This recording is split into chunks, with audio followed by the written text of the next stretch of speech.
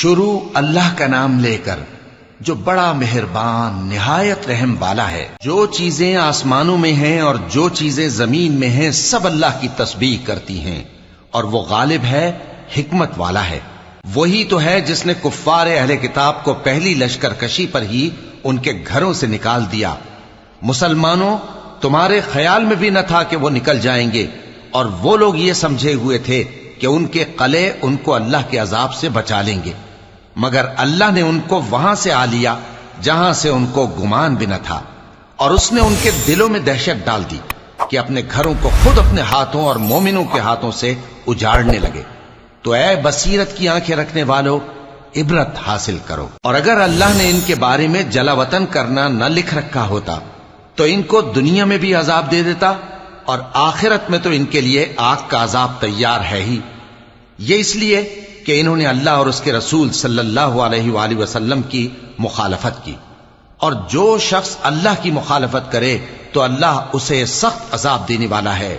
مومنوں، کھجور کے جو درخت تم نے کاٹ ڈالے یا ان کو ان کی جڑوں پر کھڑا رہنے دیا، سو یہ اللہ کے حکم سے تھا، اور اس سے مقصود یہ تھا کہ وہ نافرمانوں کو رسوا کرے۔ اور اے مسلمانوں، جو مال اللہ نے اپنے پیغمبر کو ان لوگوں سے جنگ کے بغیر دلوایا ہے اس میں تمہارا کچھ حق نہیں، کیونکہ اس کے لیے نہ تم نے گھوڑے دوڑائے نہ اونٹ، لیکن اللہ اپنے پیغمبروں کو جن پر چاہتا ہے غالب کر دیتا ہے، اور اللہ ہر چیز پر قادر ہے۔ جو مال اللہ نے اپنے پیغمبر صلی اللہ علیہ وآلہ وسلم کو بستیوں والوں سے دلوایا ہے وہ اللہ کے اور پیغمبر کے قرابت والوں کے اور یتیموں کے اور حاجت مندوں کے اور مسافروں کے لیے ہے، تاکہ جو لوگ تم میں دولت مند ہیں انہی کے ہاتھوں میں نہ گردش کرتا رہے، اور جو چیز تم کو پیغمبر صلی اللہ علیہ وآلہ وسلم دیں وہ لے لو، اور جس سے منع کریں اس سے باز رہو، اور اللہ سے ڈرتے رہو، بے شک اللہ سخت عذاب دینے والا ہے۔ اور ان ضرورت مند مہاجروں کے لیے بھی جو اپنے گھروں اور مالوں سے خارج اور جدا کر دیے گئے ہیں، جو اللہ کے فضل اور اس کی خوشنودی کے طلبگار اور اللہ اور اس کے پیغمبر کے مددگار ہیں، یہی لوگ سچے ہیں۔ اور ان لوگوں کے لیے بھی جو مہاجرین سے پہلے اس گھر یعنی مدینے میں مقیم ہیں اور ایمان میں مضبوط ہیں، اور جو لوگ ہجرت کر کے ان کے پاس آتے ہیں وہ ان سے محبت کرتے ہیں، اور جو کچھ ان کو ملا اس سے اپنے دل میں کچھ خواہش اور خلش نہیں پاتے، اور ان کو اپنی جانوں پر مقدم رکھتے ہیں خواہ وہ خود بھی فاقے سے ہوں۔ اور جو شخص خود غرضی سے بچا لیا گیا تو ایسے ہی لوگ بامراد ہیں۔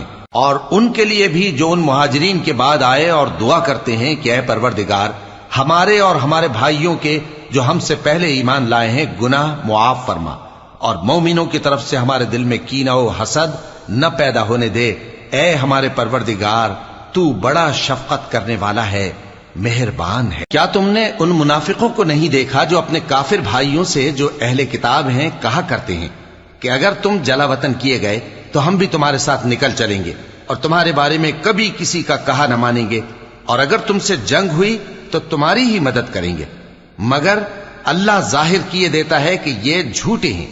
اگر وہ نکالے گئے تو یہ ان کے ساتھ نہیں نکلیں گے، اور اگر ان سے جنگ ہوئی تو یہ ان کی مدد نہیں کریں گے، اور اگر مدد کریں گے بھی تو پیٹ پھیر کر بھاگ جائیں گے، پھر ان کو کہیں سے بھی مدد نہ ملے گی۔ مسلمانوں، تمہاری ہیبت ان لوگوں کے دلوں میں اللہ سے بھی بڑھ کر ہے، یہ اس لیے کہ یہ سمجھ نہیں رکھتے۔ یہ سب جمع ہو کر بھی تم سے نہیں لڑ سکیں گے مگر بستیوں کے قلعوں میں پناہ لے کر یا دیواروں کی اوٹ سے۔ ان کے آپس میں بھی بڑی لڑائی رہتی ہے، تم خیال کرتے ہو کہ یہ اکٹھے ہیں، حالانکہ ان کے دل پھٹے ہوئے ہیں۔ یہ اس لیے کہ یہ بے عقل لوگ ہیں۔ ان کا حال ان لوگوں کا سا ہے جو ان سے کچھ ہی پیشتر اپنے کرتوت کی سزا کا مزہ چکھ چکے ہیں، اور ان کے لیے دکھ دینے والا عذاب تیار ہے۔ منافقوں کی مثال شیطان کی سی ہے کہ انسان سے کہتا رہا کہ کافر ہو جا، پھر جب وہ کافر ہو گیا تو کہنے لگا کہ مجھے تجھ سے کچھ سروکار نہیں، مجھ کو تو اللہ رب العالمین سے ڈر لگتا ہے۔ تو دونوں کا انجام یہ ہوا کہ دونوں دوزخ میں جائیں گے، ہمیشہ اس میں رہیں گے، اور بے انصافوں کی یہی سزا ہے۔ اے ایمان والو، اللہ سے ڈرتے رہو، اور ہر شخص کو دیکھنا چاہیے کہ اس نے کل یعنی آخرت کے لیے کیا سامان بھیجا ہے، اور ہم پھر کہتے ہیں کہ اللہ سے ڈرتے رہو بے شک اللہ تمہارے سب اعمال سے خبردار ہے۔ اور ان لوگوں جیسے نہ ہو جانا جنہوں نے اللہ کو بھلا دیا تو اللہ نے انہیں ایسا کر دیا کہ وہ خود اپنے آپ کو بھول گئے۔ یہی لوگ ہیں نافرمان۔ اہل دوزخ اور اہل بہشت برابر نہیں، اہل بہشت ہی کامیابی حاصل کرنے والے ہیں۔ اگر ہم یہ قرآن کسی پہاڑ پر نازل کرتے تو تم اس کو دیکھتے کہ اللہ کے خوف سے دبا اور پھٹا جاتا ہے۔ اور یہ مثالیں ہم لوگوں کے لیے بیان کرتے ہیں تاکہ وہ غور کریں۔ وہی اللہ ہے جس کے سوا کوئی معبود نہیں، پوشیدہ اور ظاہر کا جاننے والا، وہ بڑا مہربان ہے، نہایت رحم والا ہے۔ وہی اللہ ہے جس کے سوا کوئی عبادت کے لائق نہیں، بادشاہ حقیقی، ہر عیب سے پاک، سلامتی دینے والا، امن دینے والا، نگہبان، غالب، زبردست، بڑائی والا۔ اللہ مشرکوں کے شرک سے پاک ہے۔